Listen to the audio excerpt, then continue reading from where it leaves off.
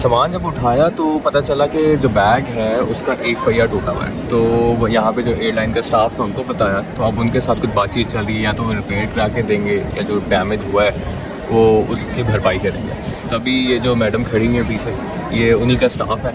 इनके साथ अभी हम देख रहे हैं कि क्या किया जा सकता है, या तो कोई कंपनसेशन होगी या दूसरा बैग होगा या बैग का कुछ सेटलमेंट होगी।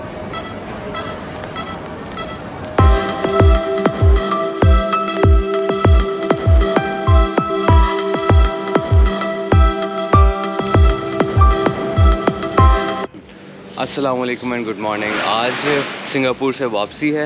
ये होटल था जहाँ पे स्टे किया हुआ था, कैम्पबेल।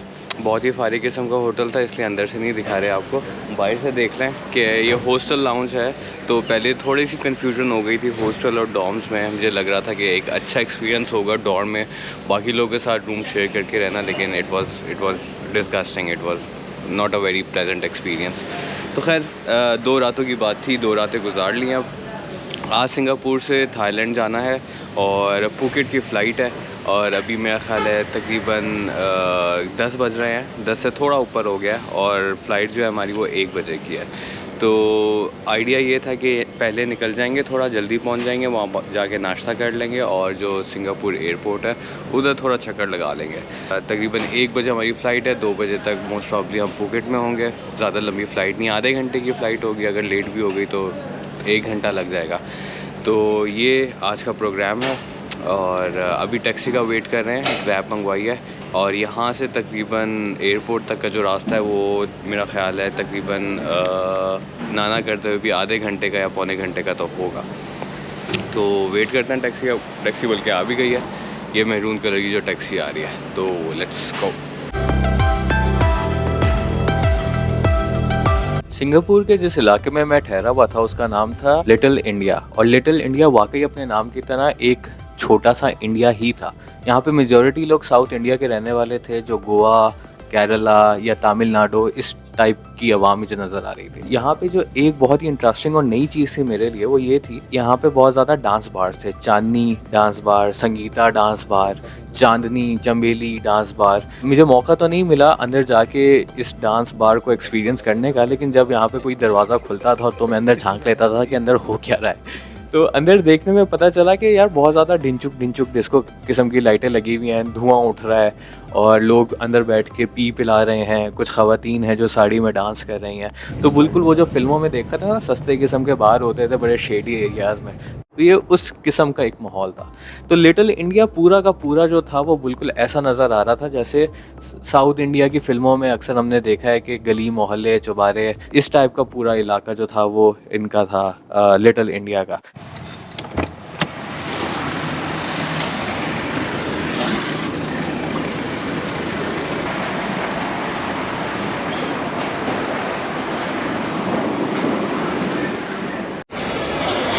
ये सिंगापुर एयरपोर्ट का वेटिंग लाउंज है। अभी हमने थोड़ी देर पहले यहाँ पे टैक्सी से उतरे थे, तो अंदर आए। अंदर आने के बाद सामने ही बिल्कुल एक वो बोर्डिंग पास लेने का एक काउंटर बना हुआ था, तो वो सेल्फ बोर्डिंग पास था। जब हमने टिकट बुक करवाया था तभी हमने जो सेल्फ बोर्डिंग पास था वो बुक करवा दिया था। तो यहाँ पे मशीन लगी हुई थी, उसी मशीन में अपनी डिटेल्स एंटर की। सिर्फ सिंपल सा था, या तो अपना पासपोर्ट नंबर एंटर कर दो, या फिर अपना जो बुकिंग का ID है जो टिकट पे लिखा होता है वो आप एंटर कर दो, तो वो आपकी डिटेल्स को खुद ही रिट्रीव कर लेता है और साथ में आपको बोर्डिंग पास इशू कर देता है। साथ में पूछ लेता है आपकी कोई प्रेफरेंस है, आपने कोई लेग स्पेस वाली सीट चाहिए, विंडो सीट चाहिए, वगैरह वगैरह जो भी होता है। तो वो बोर्डिंग पास ले लिया वहाँ से। बोर्डिंग पास लेने के बाद हमारे पास एक लगेज था। अच्छा, वो बोर्डिंग लेते हुए पूछता भी है कि आपके पास लगेज है या नहीं है, तो आपने उसी वक्त मेंशन कर देना होता है कि हाँ 1 लगेज है, 2 लगेज है या नहीं है बिल्कुल भी। तो उधर लगेज लिया, तो लगेज की जो स्लिप थी वो भी निकाल दी उसने, जो स्टिकर लगता है आपके लगेज पे वो भी निकाल दिया, और साथ में बोर्डिंग पास दे दिया। वो स्टिकर जो था वो बोर्डिंग बैग के ऊपर लगाया और उसको चेक इन के अंदर दे दिया कि ये जहाज़ के अंदर वो लोग रख देंगे। बाकी हम लोग जो थे वो इमिग्रेशन के काउंटर की तरफ आ गए। इमिग्रेशन काउंटर हुआ, इमिग्रेशन में हुई ऑटोमेटिक था। आपने अपना पासपोर्ट स्कैन किया, आपने बोर्डिंग का स्कैन किया, आपकी आंखें स्कैन हुई और आपको इमिग्रेशन आपकी क्लियर हो गई। तो ये बड़ा एक ईजी सा प्रोसेस था। फिर आगे आए, आगे वो सिक्योरिटी चेक होता है जो हर जगह होता है। सिक्योरिटी चेक हुआ, सिक्योरिटी चेक में वही था कि आपके बैग में कोई मेटल की चीज़ तो नहीं है, ब्ला ब्ला। वहाँ एक चीज़ हुई वहाँ जो मुझे पहले का पता था, लेकिन मैं बहुत सारी जगहों पे, बहुत सारे एयरपोर्ट पे उसको इग्नोर कर देते थे, तो मुझे लगा कि यार ये शायद चीज़ नल एंड वॉइड हो गई है, अब कोई इसको नहीं पूछता। तो था ये कि मेरे हैंड कैरी में एक बॉडी स्प्रे रखा हुआ था, तो वो जब मैंने सिक्योरिटी चेक से गुजारा तो उन्होंने कहा कि अपना वो दिखा दें मुझे जो आपका स्प्रे रखा हुआ है अंदर। तो मैंने वो बॉडी स्प्रे उनको दिखा दिया, तो उस पर उन्होंने कहा कि यार ये जो है ये 100 ml से ज़्यादा का है, 150 ml का है, तो इसको डिस्कार्ड करना पड़ेगा। तो मैंने कहा यार ये तो ख़त्म नहीं हो गया था ये वाला रूल। तो उन्होंने कहा नहीं ये ख़त्म तो नहीं हुआ, किसने कहा आपको? तो मैंने कहा अच्छा मुझे लग रहा था, मैंने ऐਵੇਂ ही फ्लूका छोड़ा था कि शायद निकल जाए।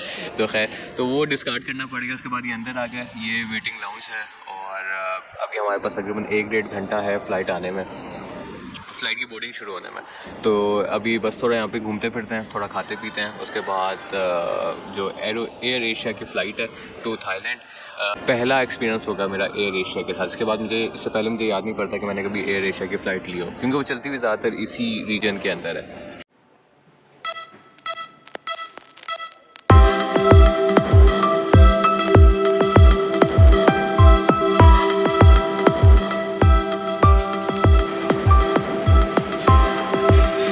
क्योंकि होटल से हम नाश्ते के बगैर निकल आए थे और वहाँ पे ऐसा नाश्ते का कोई सीन भी नहीं था, तो यहाँ एयरपोर्ट पे ही नाश्ता करने का सोचा है। अब यहाँ पे बर्गर किंग है, काफ़ी सारे लोकल ब्रांड्स हैं और इसी टाइप की चीज़ें हैं। तो बर्गर किंग पे से एक बर्गर ऑर्डर किया है, तो ये रोटी बर्गर यहाँ पे खा लेते हैं और इसके बाद अलावा जो मील एरोप्लेन में मिलेगा, फ़्लाइट के दौरान मिलेगा, तो वो भी खा लेंगे। तो मेरा ख़्याल है हमारा नाश्ता और दोपहर का खाना, ये दोनों चीज़ें कवर हो जाएंगी। फैज़ान आपने बर्गर चेंज कर लिया? हाँ ये बर्गर मैंने चेंज कर दिया, क्योंकि वो जो पहले स्विस मशरूम वाला बर्गर था उसका टेस्ट बड़ा अजीब था। क्योंकि हमारे यहाँ जो मशरूम शॉट्स और मशरूम बर्गर्स में टेस्ट आता है, मुझे लग रहा था वैसा होगा, लेकिन ये ऐसा लग रहा था जैसे जला हुआ है। तो उसके अंदर से ना एक महक सी आ रही थी जैसे जले हुए की है, और खाने में भी ऐसा लग रहा था थोड़ा सा तल्ख सा। तो फिर इस स्टाफ को जो था, बर्गर किंग का स्टाफ था, उनको कहा कि प्लीज़ इसको चेंज कर दें, ये ठीक नहीं लग रहा। तो दे आर काइंड इनफ कि उन्होंने कहा कि हम इसको रिप्लेस कर देते हैं। तो उन्होंने वो रिप्लेस करके फिर ये अभी दूसरा चिकन जिंगर मेरा ख्याल है दिया है। आपने जिंगर ही बोला था? Spicy chicken king, spicy chicken wing, हाँ। तो ये वाला बर्गर उन्होंने दिया है, तो अब ये खा के देखना है वो कि बेहतर होगा। और ये जो दूसरा बर्गर था जो पहले साथ में दूसरा मंगाया था, टर्की बेकन वाला, तो आई थिंक ये बेहतर है। इसमें जो थोड़ा बेकन है टर्की का, उसके जो स्लाइसेस हैं वो थोड़े कड़क से हैं, लेकिन मेरा आई थिंक बाकी इसका टेस्ट अच्छा है, सिर्फ वो थोड़े कड़क हैं। बाकी it's okay fine. I think अगर रेटिंग देनी पड़े तो 10 में से 6.5 आई गेस, तो इतना ठीक है।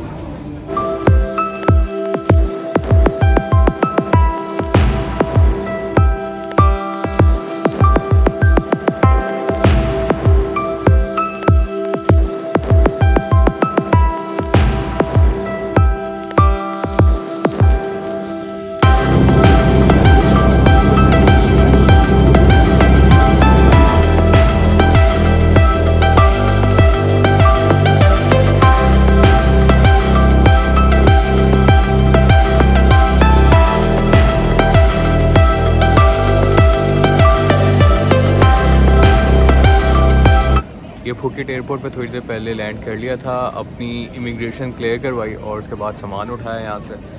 सामान जब उठाया तो पता चला कि जो बैग है उसका एक पहिया टूटा हुआ है। तो यहाँ पे जो एयरलाइन का स्टाफ था उनको बताया, तो अब उनके साथ कुछ बातचीत चल रही है, या तो वो रिपेयर करा के देंगे या जो डैमेज हुआ है वो उसकी भरपाई करेंगे। तो अभी ये जो मैडम खड़ी हुई है पीछे, ये उन्हीं का स्टाफ है, तो इनके साथ अभी हम देख रहे हैं कि क्या किया जा सकता है। या तो कोई कंपनसेशन होगी, या दूसरा बैग होगा, या बैग का कुछ सेटलमेंट होगी। तो अभी इसी का वेट कर रहे हैं। और बाकी इतनी देर में जो करेंसी थी वो थोड़ी एक्सचेंज करवा ली है, और साथ में यहाँ की जो लोकल सिम थी वो ले लिया। तो मोटे मोटे काम सारे कर लिए हैं। अपने जो जिस होटल में रिज़र्वेशन करवाई हुई थी रूम्स की, उसकी लोकेशन देख ली है, वो थोड़ा दूर है यहाँ से, 1 घंटा लग जाएगा जाने में। तो गाड़ी का भी देख लिया कि बाहर गाड़ी मिल जाएगी आराम से। तो एक दफ़ा ये बैग का थोड़ा सॉर्ट आउट हो जाए तो उसके बाद फिर चलने की तैयारी है। किसी भी फ़्लाइट के दौरान जो लगेज की हैंडलिंग होती है उसकी ज़िम्मेदारी होती है एयरलाइन के स्टाफ की। तो एयर एशिया की जो एयरलाइन थी इनका स्टाफ काफ़ी कोऑपरेटिव था, इन्होंने काफ़ी अच्छे से और सुकून के साथ हमारी बात सुनी और इन्होंने कहा कि हमारा प्रोसेस ये है कि हम ऑब्वियसली रिप्लेस कर देते हैं जो भी आपका डैमेज हुआ हो लगेज को। तो उसके लिए एक फ़ॉर्म है, ये फ़ॉर्म भर दें और इस फ़ॉर्म की एक कॉपी हमें ईमेल कर दें, तो हम आपका जो भी नुकसान है वो पूरा कर देंगे। तो ये फॉर्म हम इंशाल्लाह अभी जाके ईमेल कर देंगे और उसके बाद जो भी सेटलमेंट हुई, नया बैग हुआ या वो उसके पैसे दे देंगे या जो भी इन्होंने जिस तरह से भी उसको अकोमोडेट करना हुआ वो कर देंगे इंशाल्लाह। फुकेट में लैंड करने के बाद मैं सोच भी नहीं सकता था कि इतना ज़बरदस्त एक्सपीरियंस होगा थाईलैंड का, इतना मज़ा आएगा, इतनी डिफरेंट चीज़ें करने के लिए होंगी। सबसे इम्पोर्टेंट चीज़ या सबसे जो चीज़ जिसमें मज़ा आया वो था कैम्बरे शो। ये मेरी लाइफ का पहला कैम्बरे शो था और इसमें कमाल का मज़ा आ गया। इसके अलावा वहाँ की लोकल मार्केट्स, लोकल खाना, लोकल बीचेस, इसके अलावा और वहाँ की जो जितनी भी एक्टिविटीज़ और मज़े-मज़े की चीज़ें थीं, जो टूरिस्ट एक्सपीरियंस था, जो ट्रैवलिंग का एक्सपीरियंस था और वहाँ पे मोटरसाइकिल लेके उस पे राइड करना, ये इंतहा की कमाल की चीज़ें थीं। इंशाल्लाह बहुत जल्द मैं उस पे जो वीडियो है वो रिलीज़ करूँगा और आप लोगों के साथ तब मुलाकात होगी। तब तक के लिए टेक केयर, खुदा हाफ़िज़।